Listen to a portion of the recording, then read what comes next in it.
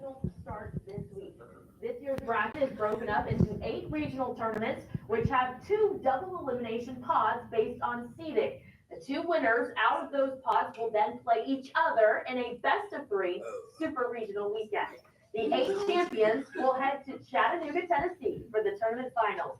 Frost Stadium at Warner Park will play host to those fortunate 8 from May 22nd to 28th as the quest for the 2025 championship officially begins. There hasn't been a repeat champ in 27 years. UT Tyler hoisted the trophy last Why not week. us? Can the Patriots end the drought, or will it be a brand new champion earning bragging rights?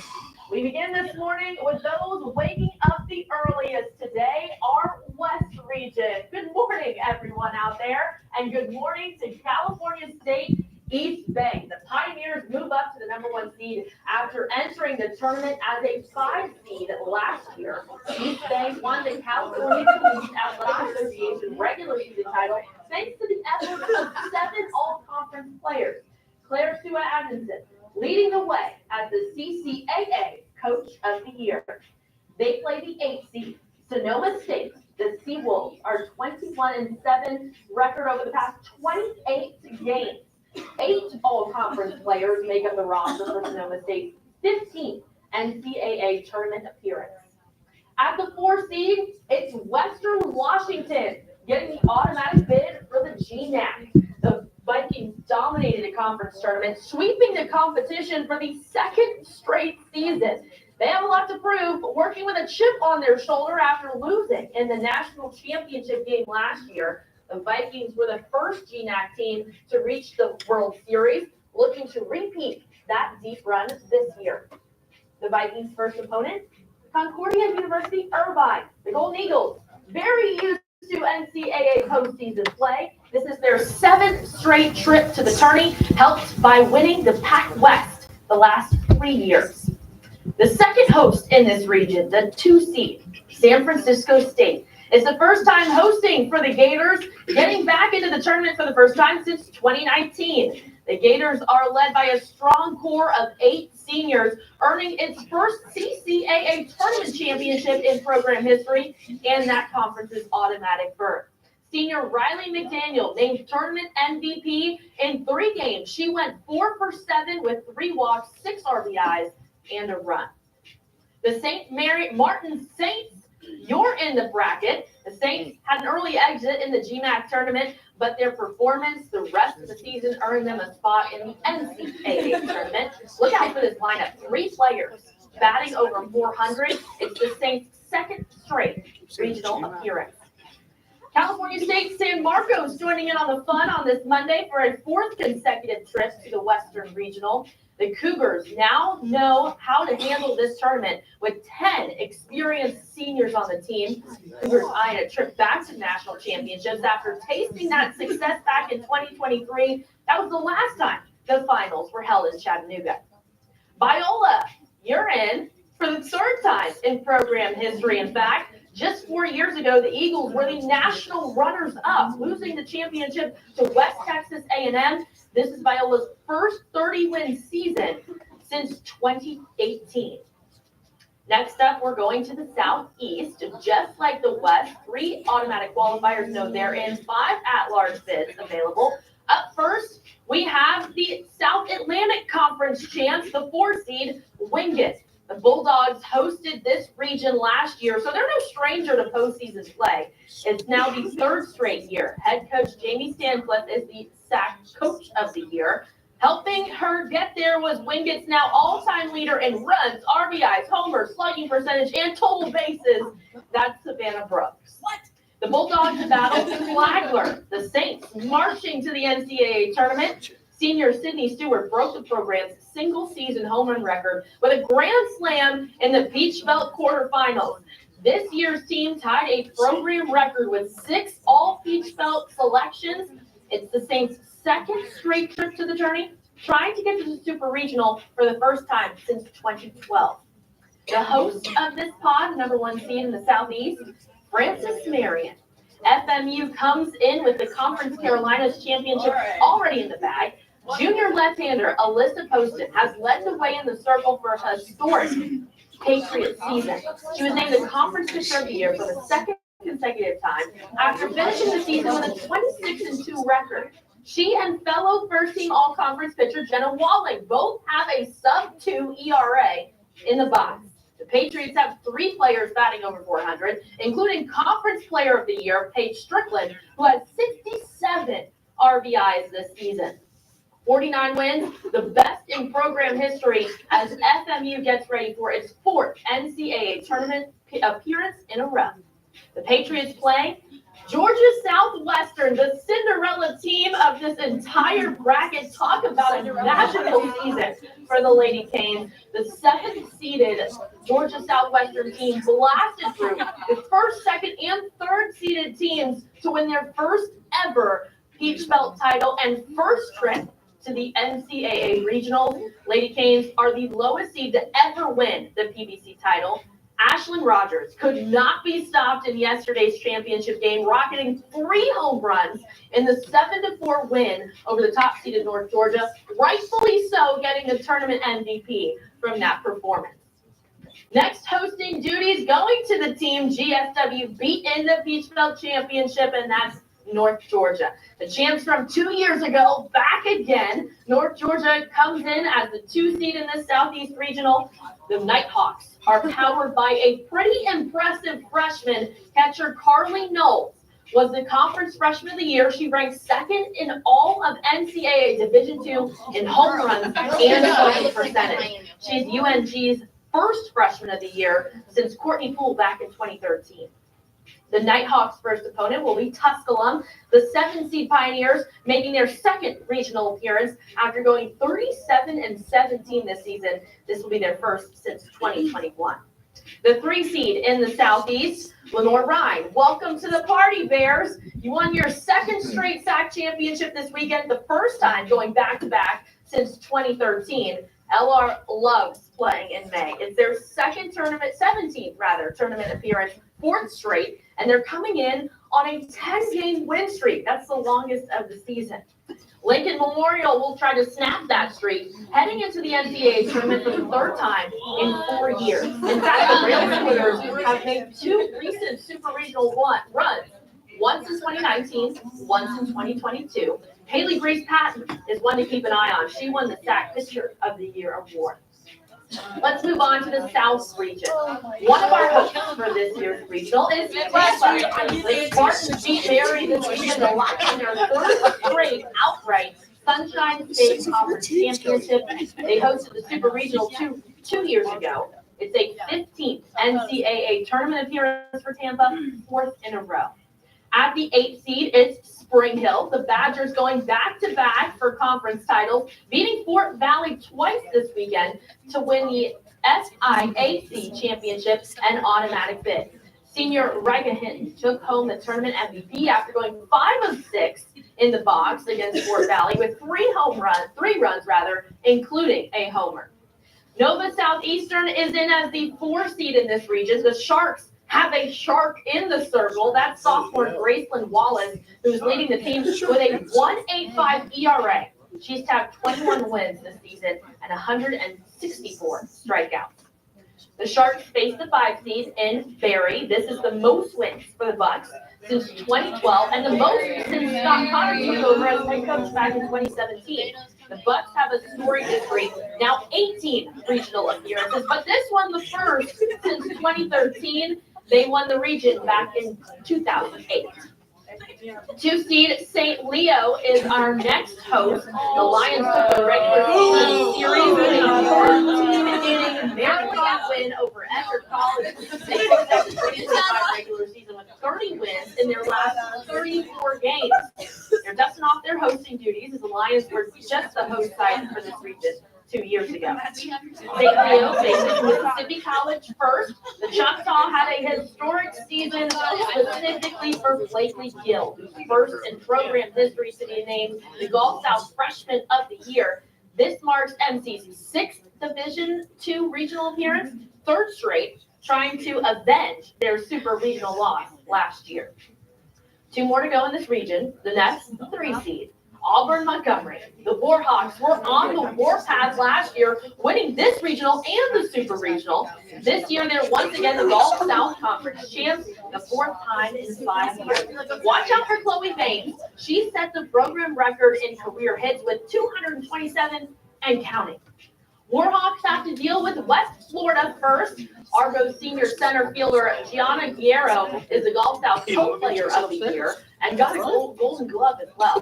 UWS has put up 30 wins in 8 of the last 9 full seasons. This is their first time back in the bracket since 2021. Moving on to the South Central region.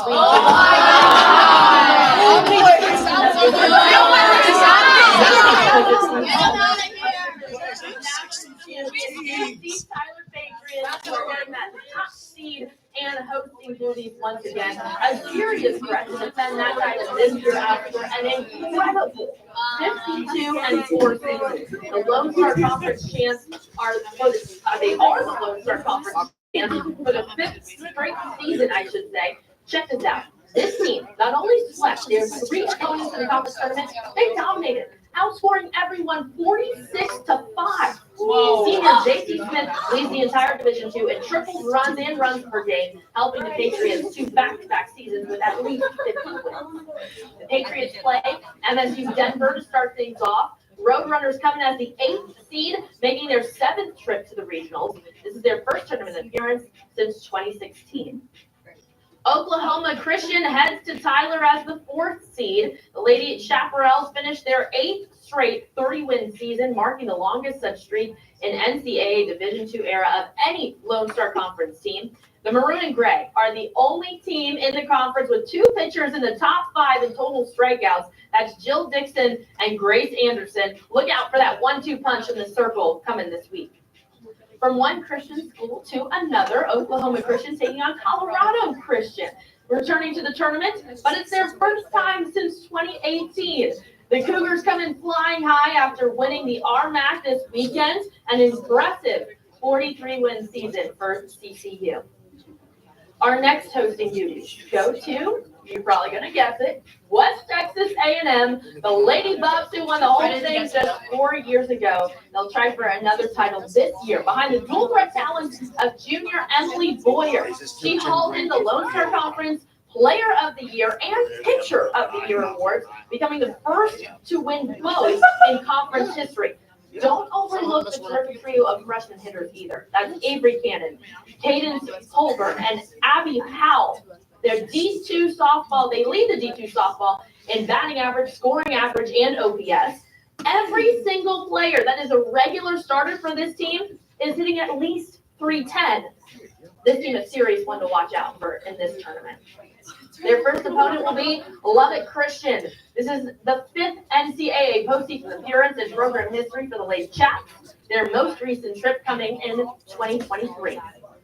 Angelo State, you are our 3 seed in the South Central region. The Rambells will be the expected 3rd seed, as I said, after their first 40-win season since 2018. The Rambells already have some hardware, winning the national championship back in 2004, rather. This the 19th time in the tournament.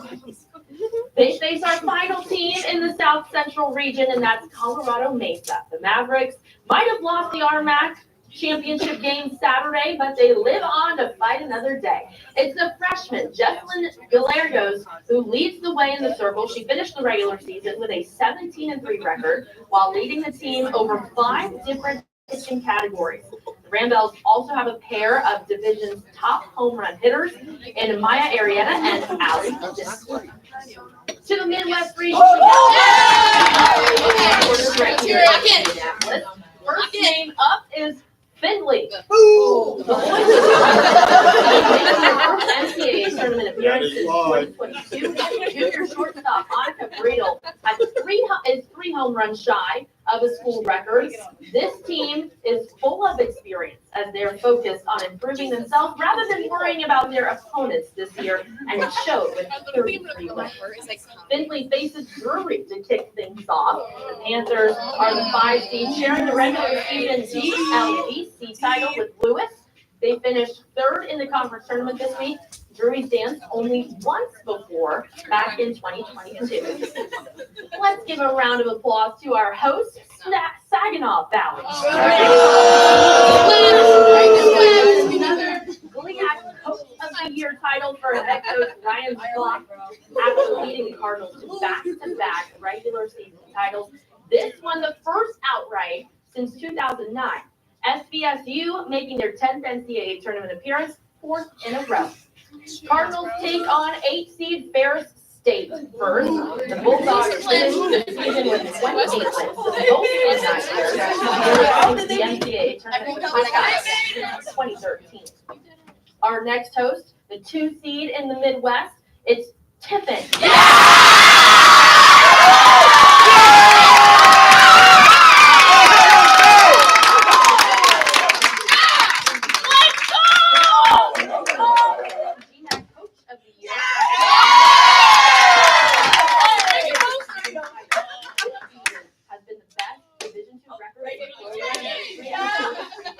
They were ranked nationally also for the first time since 2011.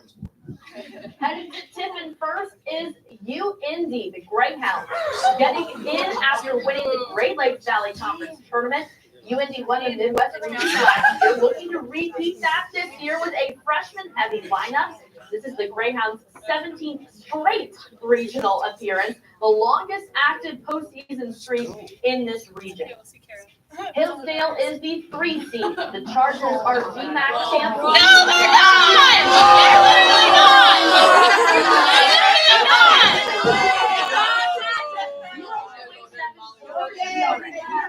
0.74. She has 22 wins and only 2 losses on the season.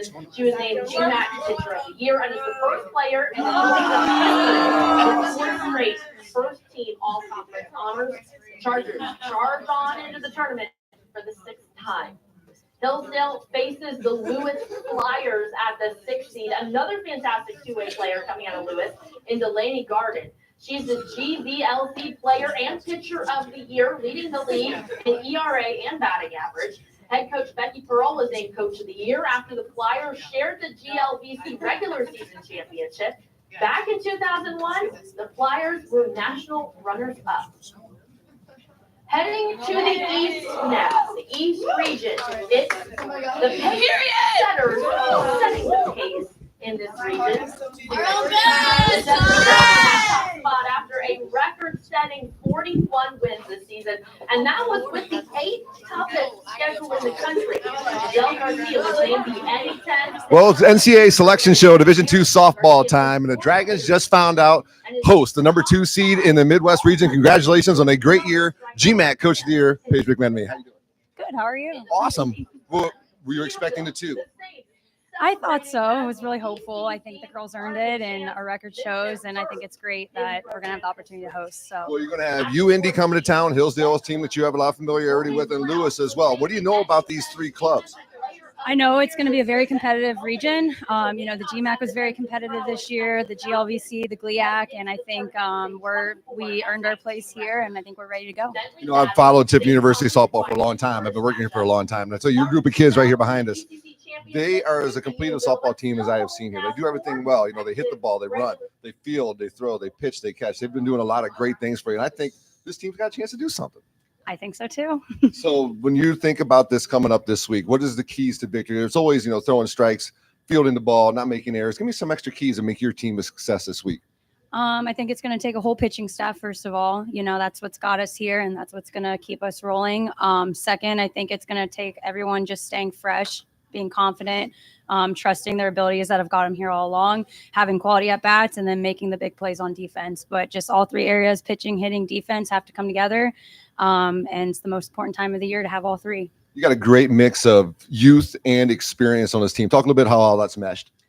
Yeah, it's been great to have great senior leadership, and they've let the young ones come in and feel welcome, and everybody has a role, even the ones in the dugout that their role is more of a supportive, teammate, just being there cheering. Their voices are all gone after games. The pitchers show up and do their job. The hitters, it's everybody here has a role, and I think they're having a lot of fun, and it does take everybody. So it's been really cool to see from freshman to senior, everyone playing their part.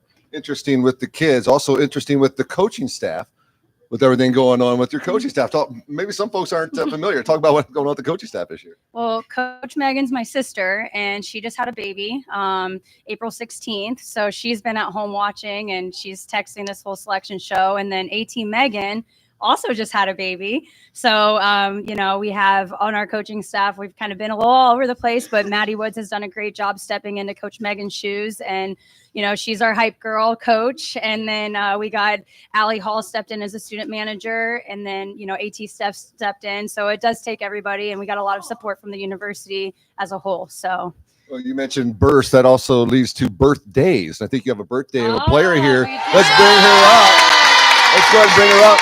We'll talk to you in a minute then, Coach. Reagan, come on up here. There you go. So we're talking to Dragon catcher and leadoff batter Reagan Mendrick. And first of all, happy birthday. Thank you. So it's been a pleasure watching you guys play this year. As a catcher, a lot of people say the catcher is the smartest person on the ball field. Do you agree with that?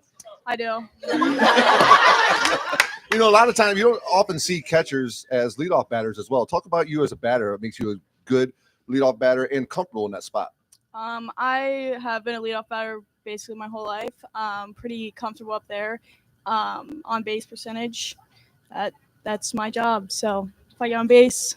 Well, you got power coming up behind you. How important is it for you to be that trendsetter, that leader, to get on base, let them big bats come up behind you and drive you in? It's super important. Every game I turn around and look at Jess, our number 2 hitter, and I said, it's me and you. If I get on base, you got to get on base, and that's how we roll. And then that power coming up behind you. Guys had a lot of power this year, especially in the middle of that lineup. Yeah, it's super important. And then talk about behind the plate. I mean, you got to know your pitchers. You have like a handful of quality pitchers on this team. You got to know your pitchers. You got to know your defense. How much do you enjoy the game from behind the plate? A lot. It's my favorite part. Being out in the other positions, it's boring. Sorry.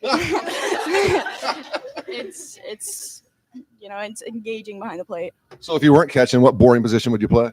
Probably first. Probably first base. All right. Well, thank you, Reagan, very much. Happy birthday again, everybody. Let's bring Jess up here.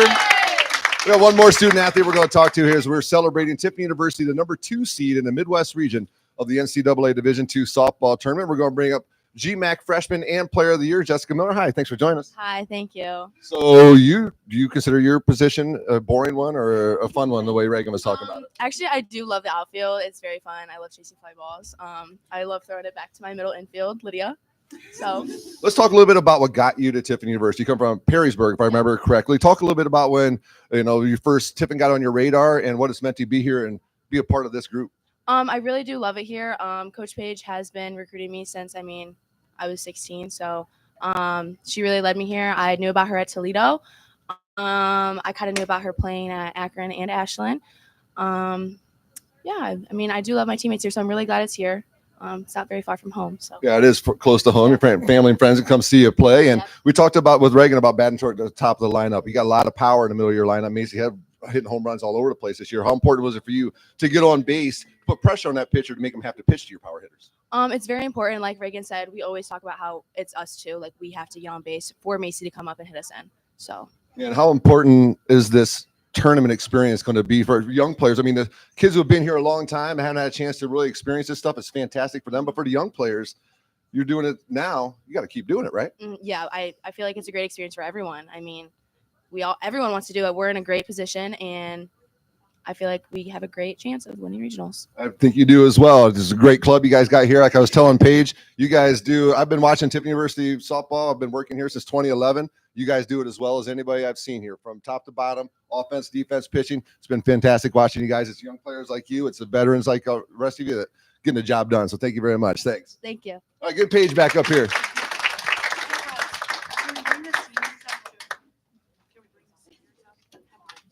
Yeah. So we talked to your leadoff batter, your 2-hole. Are we just going to go down the lineup? Is that what you're playing this today? I guess so, yeah. Who's next? Well, this experience, I talked to them about the experience. How happy are you for the upperclassmen to get a chance to experience this? I'm extremely happy. I mean, Macy and Aubrey are 2 4-year starters for us. And to see coming in, my first year is my first year head coach with those 2. And then to see the growth, like each year, a little bit more. And I'm just really happy we can go out for them to be 4-year starters with a bang. And then Jasmine came in as a 5th-year transfer for us. And hopefully we gave her a great experience for her last year, and then we got Kelly here as well. So I just think it's really cool that these are things they're going to remember forever. They're going to remember sitting in this room and seeing our name up there. They're not going to remember like what actually happened statistically. So it's just cool to give them this experience. Everybody gets to sleep in your own bed this week too. That's huge as well. Yeah. Well, we got some seniors here as well. Before we bring them up, we talked about the upperclassmen getting this experience. How important it is for the younger kids not only get these extra practices, but get to play in these extra very important games as well? I think it just sets the tone for the future. I think a week or two ago, I told them this isn't just like a normal thing. Like it takes all of our hard work from August to now. Like there's a reason we got here, and it's a lot of that hard work, and it's going to keep them wanting this again each year and wanting to compete. And it's something to be not a lot of teams do this. I mean, we haven't done it before. So it takes a lot of hard work, and I hope that then it'll help them grow as leaders to keep pushing the next class coming in to want this too and work for it. So. All right, well, I'm going to put you, get back here. Okay. I'm going to put you on the spot. I'm going to give you the microphone and let you introduce your seniors because they mean a ton to you. So I want you to introduce them. All right. Well, first up, we got Harp Dog. Come on up, Aubrey. Would you like to tell us a little bit about yourself? What you're studying, what position you play. You've been here. Give us the introduction. Yes, I'm a senior outfielder, and I'm from Sycamore, Ohio, and I'm studying accounting. What are you most excited about for regionals? Just being with the teammates and enjoying this ride as long as we can. Awesome. Yeah. Macy! Introduce yourself, and you get a question, too. Oh, perfect. I'm Macy. I'm a senior third baseman, and I'm studying marketing. What's your favorite cheer that you're going to do? Stroke it, stroke it. Stroke. Thank you, Macy.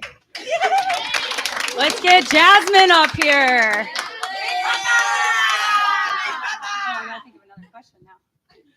I'm Jasmine. I'm a fifth-year transfer, and I'm studying clinical exercise physiology. And what are you most excited about for hosting regionals? One, getting to sleep in my own bed, and two, being able to share this fifth year with all these girls. I think I came in kind of as a redemption, and this is redemption. So awesome. Yay! And Kelly! Come on up, Kelly. Let's go, Kelly! Straight my hair. My name's Kelly Conley. I'm a senior outfielder, and I'm from Hilliard, Ohio. And what's your favorite cheer? Can I bark? Sure. All right, that's our seniors. So who is the head cheerleader? Who is the head cheerleader on the squad? And how is that determined? Oh, I figured it was whoever's the loudest in fall camp. Is that how you determine who the cheer is? She's the real cheerleader. We have a lot of them, and I think that goes a long way in our success. And you can probably see it on our TikTok too, that they're having a lot of fun. And I think we have about 5 cheer captains ish. And then, a lot of second string. Well, this week, starting on Thursday, 3 teams come to Tiffin, 4 of them competing, 1 moving on. Let's make sure they're wearing the green and gold, the Tiffin University Dragons softball team, right? Yeah. Thank you guys so much. Great year. Don't stop it. We'll be there celebrating you this week. Keep it going. We'll follow you all the way through. So thank you guys very much. Great year. Let's go. Tiffin University hosting Division II Midwest region in the NCAA Division II softball tournament. More information at gotiffindragons.com, or you can find out at ncaa.com. Make sure you join us either live and in person or on the video stream. Till then, have a great day, and let's Dragons!